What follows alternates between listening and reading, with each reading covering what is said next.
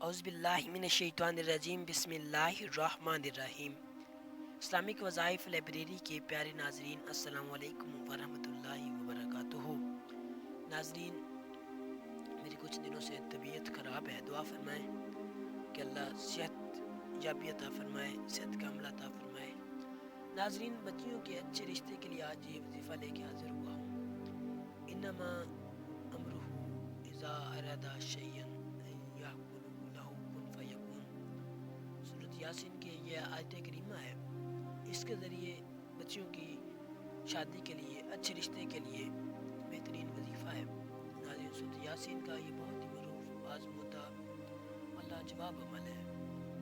ناظرین، جو میری بہن بیٹی رشتے کے لیے بیٹھی ہے، اچھا رشتہ نہیں مل رہا، رشتے آتے ہیں لیکن بات نہیں بنتی، شادی نہیں ہوتی یا رشتے ہی نہیں آتے، تو اس کے لیے آج کا یہ عمل لے کے حاضر ہوا ہوں۔ ناظرین، بچوں کے اچھے رشتے کے لیے انما امرہ اذا اراد شیئا ان یقول لہ کن فیکون، پارہ نمبر 23 سدیان حسین کی آیت نمبر 72 کو فجر کی نماز کے بعد 101 مرتبہ پڑھیں، اور شادی کے لیے 3 ماہ تک روزانہ رات سونے سے پہلے اس سورۃ اخلاص 41 مرتبہ، قل هو اللہ احد اللہ الصمد لم یلد ولم یولد ولم یکن لہ کفوا احد، اور دعا مانگ کر بغیر کسی سے بات چیت کی سو جائیں۔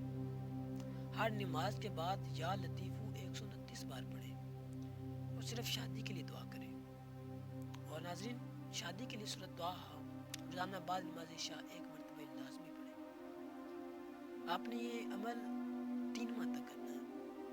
اللہ آپ کی 3 ماہ میں ایسی جگہ پر رشتہ فرمائے گا آپ سوچ بھی نہیں سکتے، ایسے لوگوں سے رشتہ آئے گا کہ آپ کو گمان بھی نہ ہو۔ ناظرین، یہ تھا شادی کے لیے، کسی بھی شادی کے لیے۔